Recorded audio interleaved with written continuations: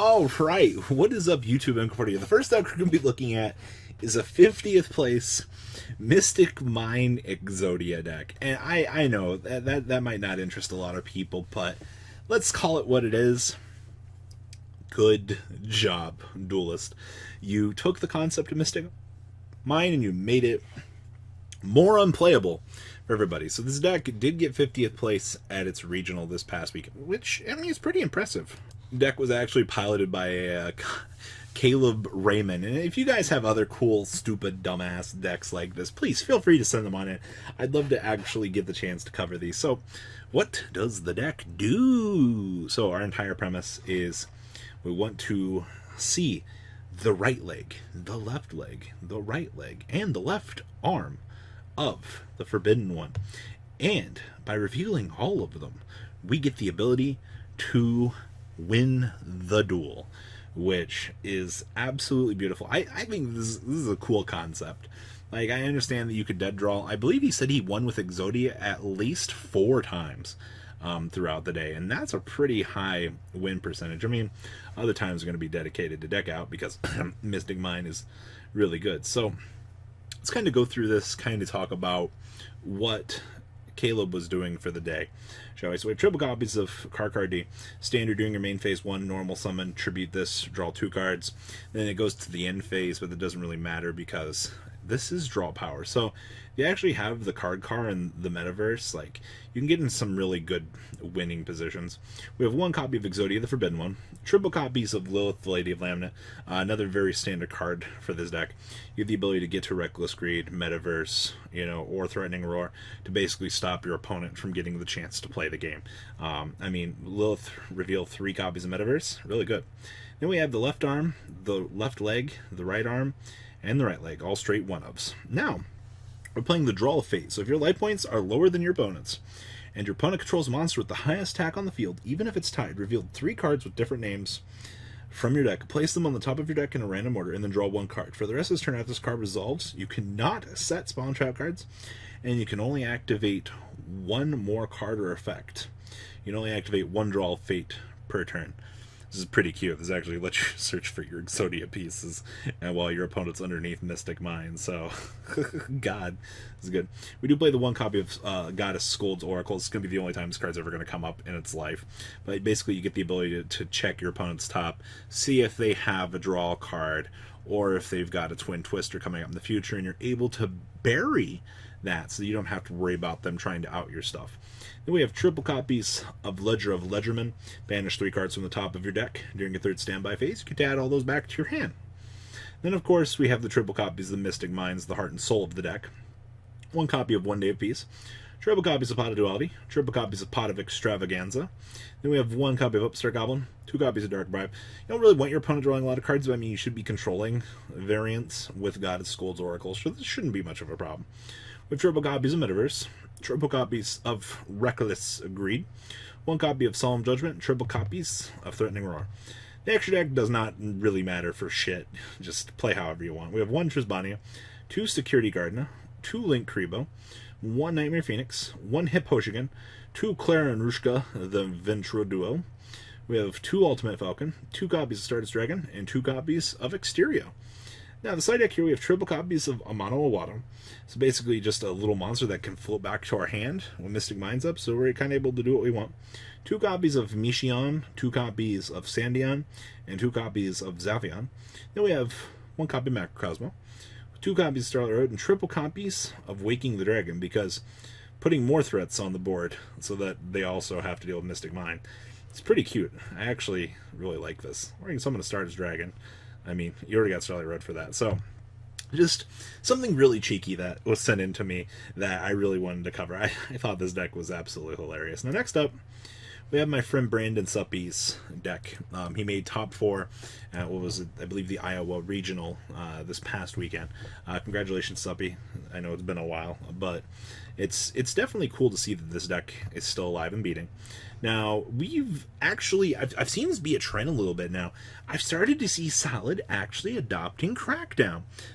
We actually had Austin go to locals last week and test this, and it actually worked out really well in his favor.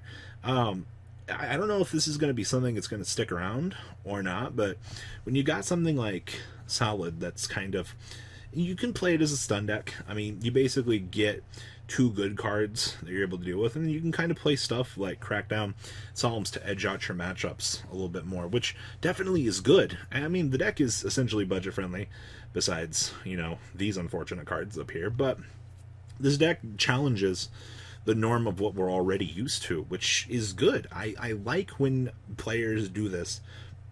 They take ideas and try to spin them.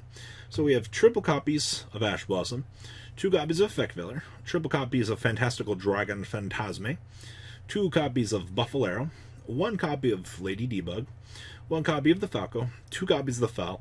Definitely have seen Foul being used more than just a straight one of at this point. This doesn't really shock me. 2 copies of Foxy, triple copies of Gazelle, 1 copy of Jack Jaguar. We have 2 copies of Spinny, triple copies of Called by the Grave, 2 copies of Yield Silent Mining. Then we have 1 Fusion of Fire, triple copies of Salamangreat Circle, and 1 copy of Salamangreat Sanctuary. Traps, we have 2 Crackdown, 1 Rage, 1 Roar, 1 Judgment, 2 Sea Reich, and 1 copy of Warning. Now, the extra gunner, we have triple copies of Sunlight Wolf, 2 copies of Helio, triple copies of Balinix, 1 copy of the Phoenix, 1 Ablaze, 1 Borreload, 1 Mirage Stalio, 1 number 41, 1 Abyss Dweller, and 1 Violet Chimera. Side deck, we have 1 copy of Scythe, triple copies of Springtops, 2 Super Poly, triple copies of Twin Twister, 2 Anti-Spell Fragrance, triple Sanctum, and 1 copy of Imperial Order, wrapping up Subby's list. Congratulations, sir, on your top 4 at your regional. I definitely know you've been getting back into the groove of things, and it's kind of cool to see you back. Also, his build does play the 2 Signet Mining.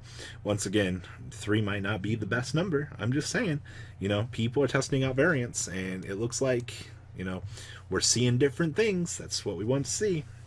And the last list today is from the Catskill New York Regional.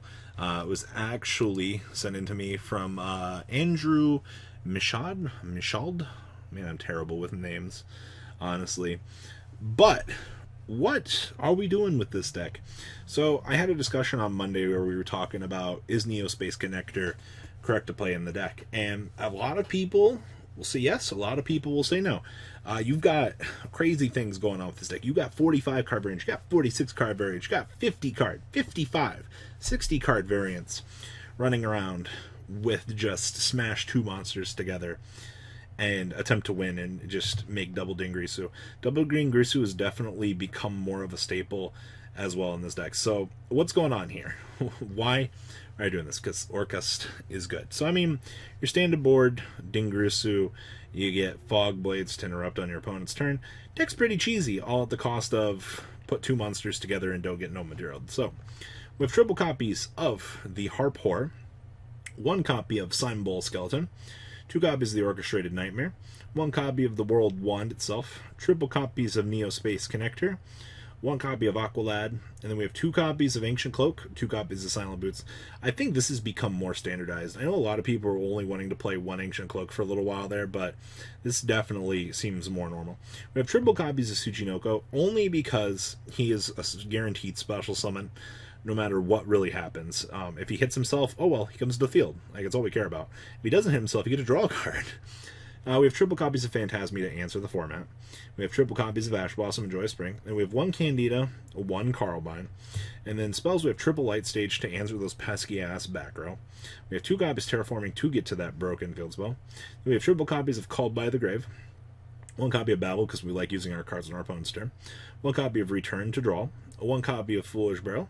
And 1 copy of Rhoda. Traps, we have 2 Fog Blade, 1 Shade Brigadine, and 1 copy of Orcust Crescenado. Down here in the extra deck, we have 2 copies of Ding Ding, 1 copy of the Break Sword, 1 Boral Sword, 1 Borreload, 1 Shade, or excuse me, 1 Rusty, 1 Long Grisu, triple copies of Galatea, 1 copy of Unicorn, 2 Phoenix, 1 Cerberus, and 1 copy of the Mermaid. I know some of those were playing 2 Mermaid. It's interesting. Then we have triple copies of Lancia, 2 copies of Ghost Ogre, 2 copies of Radion, 2 System Down, triple Twin Twister, and triple Evenly Matched. Wrapping up Andrew's list. So congratulations to all 3 of you this weekend.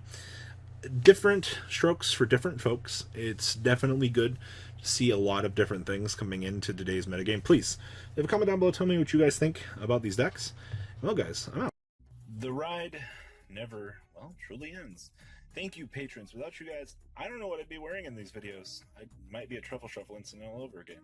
Guys, please also check out Vanquil40 for some awesome Vanguard content. Some other interesting stuff you might find up here on the left or in the description as well.